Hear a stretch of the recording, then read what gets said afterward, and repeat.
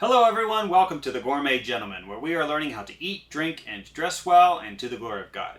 Today we're making the Kentucky Mule cocktail.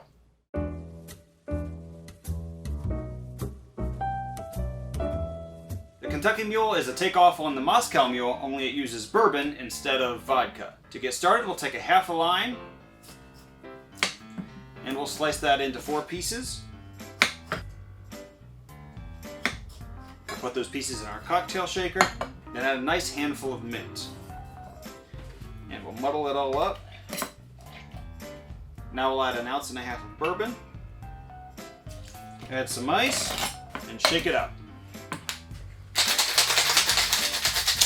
Today I'm using a highball glass. You can also use a traditional copper mug like is used for most mules. We'll add a little bit of ice to that glass, and pour in our drink. Add about 4 ounces of ginger beer, top it up the rest of the way with ice, and stir it up. Now we'll add a few sprigs of mint for garnish. And like I mentioned in the Moscow Mule video, if you're growing your own mint, you can usually find a few sprigs that are flowering, which make a nice addition.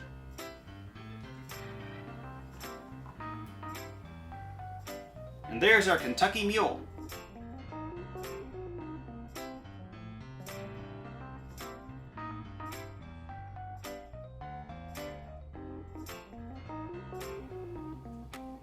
I really like the mint in this drink.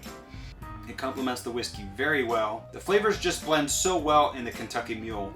The ginger, the bourbon, the lime all just come together to make a fantastic, unique flavor of its own that it's quite the experience.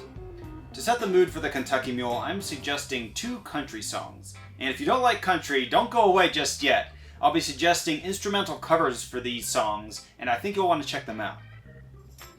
The first song I'm recommending to accompany the Kentucky Mule is I Will Always Love You, written and recorded in 1973 by Dolly Parton. Dolly Parton's career was launched when she was signed on as a regular artist by the Porter Wagoner Show, and I Will Always Love You was written by Parton as a farewell to Porter Wagoner when she left to pursue her own solo career after 7 years with the show.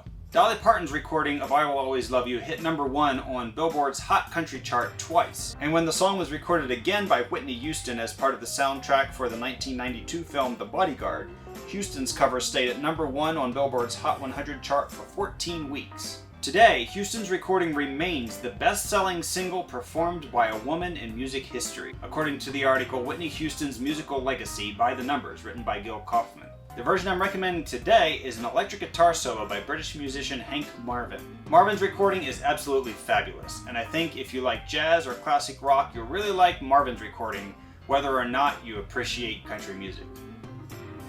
Our second song is Blue Eyes Crying in the Rain, written by Fred Rose, not to be confused with David Rose, who wrote the orchestral arrangement for the TV show Bonanza.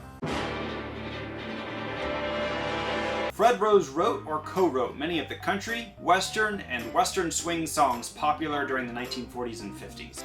It was first recorded in the mid-40s by Roy Acuff, who is probably best known for his 1947 recording of Wabash Cannonball. As a side note, Roy Acuff, who is a business partner with Fred Rose, is known as the King of Country Music, and is probably the individual most responsible for moving country music away from its early group string band makeup of the 1920s and 30s and toward the solo singer emphasis of country music that we know today.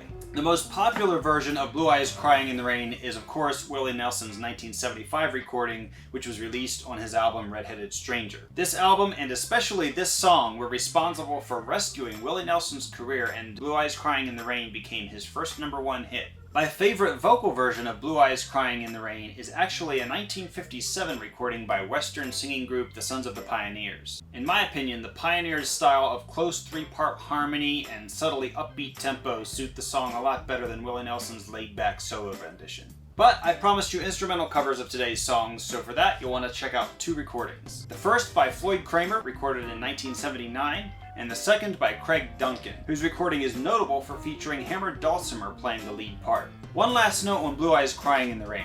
There was apparently a recording done by Jim Nabors, who is known to most of us as Gomer Pyle from The Andy Griffith Show and Gomer Pyle USMC. I have not been able to find a copy of this recording anywhere, so if anyone knows where I can find one, please drop me a note in the comments.